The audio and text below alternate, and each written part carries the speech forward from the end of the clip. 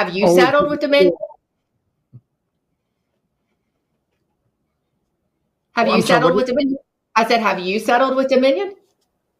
Do you really have to ask me that, Emerald? I don't. I'm the guy who wouldn't settle with Goldman and all these schmucks and took them for $35 million. No, I haven't settled. Now, my lawyer has asked me not to talk about Liberty because I don't know bupkis about Liberty. I don't know anything. I don't need new lawsuits, but I can talk about Dominion. And I think their technology it's bad to the bone. There's no way somebody can buy it and fix it in 10 months. There's absolutely no way.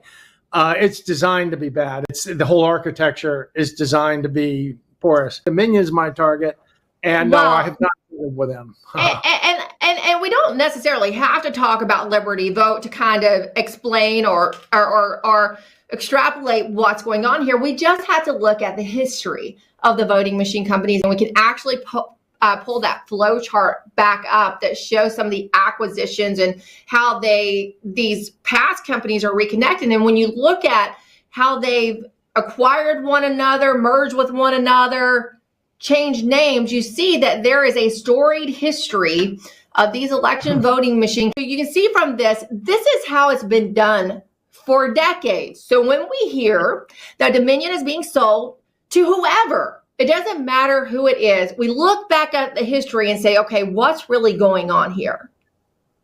3-card monte, perhaps. This is what organized crime does on Wall Street, where I happen to be close to today. Organized crime has this long history. They take companies.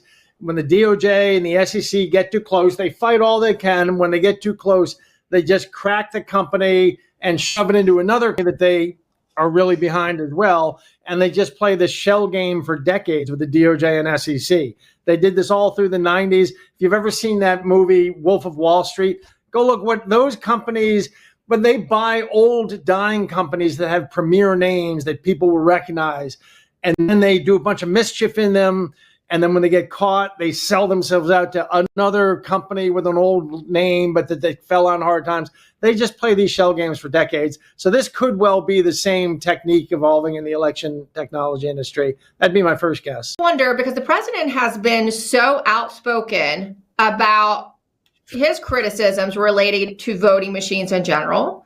We have been anticipating some kind of executive action related perhaps to moving away from voting machines, Patrick, and going in the direction of hand-counted paper ballots. And I want to be sure that I use that phrase, hand-counted paper ballots, because you can use paper ballots and then you can tabulate them in a machine, right?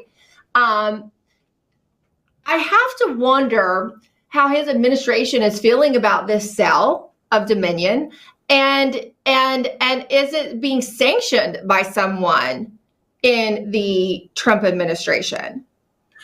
Whoever, I feel like Marlon Brando in Godfather 1, whoever brings you the deal is the traitor, Michael. Whoever brings you the meat is whoever brought this deal to Trump is the traitor. The last thing Trump should do, Trump is about to walk into a 2x4. He doesn't know about. I'm going to use your show to explain.